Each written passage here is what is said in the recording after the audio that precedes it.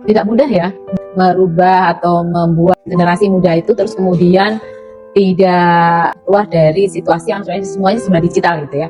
Jadi artinya memang ada pemahaman kritis terhadap permasalahan-permasalahan global sekarang ini.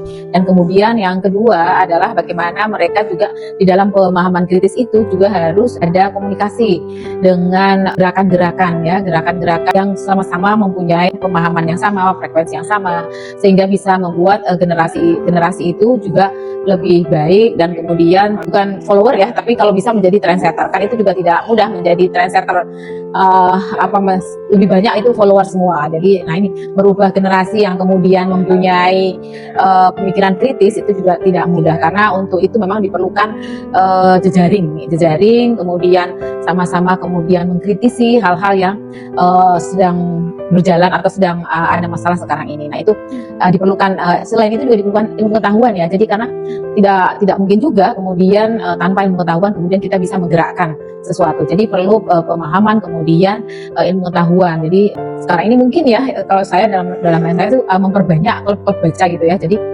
kalau misalnya terkait dengan Islam ya, klub baca yang berhubungan dengan isu-isu yang keislaman, karena beda zaman, beda cara kan begitu, beda zaman, beda cara. Nah mungkin walaupun juga tidak akan banyak atau mengatakan holakah dan sebagainya boleh, tapi klub baca di mana banyak hal-hal yang harus dipelajari terkait dengan Islam dan pemuda saat ini. Dan dulu kalau kita tahu punya generasi di zaman Rasul atau sebelumnya itu ada yang umurnya 12 tahun, bahkan saat Ahmad Dahlan itu masih sangat umur 12 tahun dia sudah bisa melakukan hal yang begitu fantastis. Nah itu yang mungkin harus didorong ke arah situ, tapi memang tantangannya sudah berubah ya.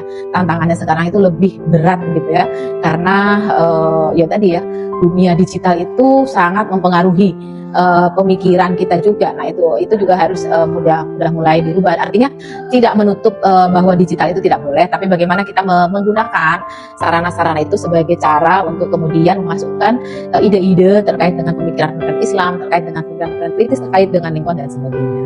Kira-kira itu yang bisa dilakukan, sekaligus juga mendekatkan diri ya dengan kondisi yang ada saat ini. Karena kalau kita cuma bicara tentang bahwa kita bicara konsep dan sebagainya tanpa kemudian kita ke lapangan, rasanya ya agak jauh gitu loh. Jadi itu yang harus diterapkan. Jadi harus menjadi motor penggerak dan membuat holakoh yang lebih banyak ya.